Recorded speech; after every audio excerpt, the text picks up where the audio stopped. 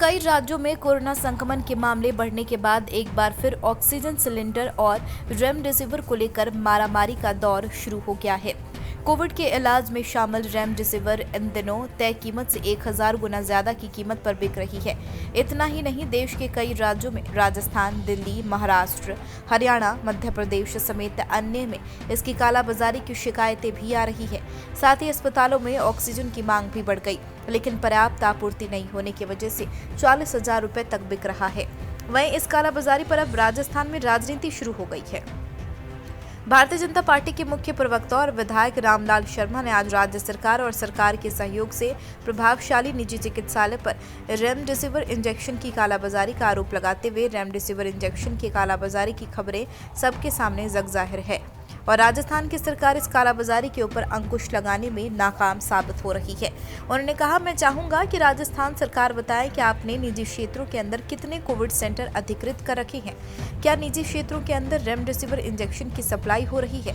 साथ ही उन्होंने कहा, जिस तरीके से पहले सरकार का शिकंजा था, सरकार द्वारा इसके लिए बेहतरीन व्यवस्था पर रखी थी। उन्होंने आगे क्या कहा, सुनिए। रेमडेसिविर इंजेक्शन की कालाबाजारी की खबरें जग जाहिर है और राजस्थान की सरकार इस कालाबाजारी के ऊपर अंकुश लगाने में नाकाम साबित हो रही है।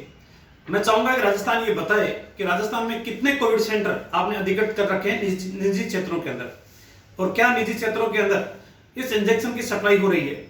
जिस तरीके से पहले सरकार का शिकंजा था और वो व्यवस्था बहुत बेहतरीन व्यवस्था सरकार ने कर रखी थी कि जो उपलब्धता है उस उपलब्धता के आधार के ऊपर सभी निजी क्षेत्र के चिकित्सालयों को भी सीमित मात्रा के अंदर इंजेक्शन मिल रहे थे।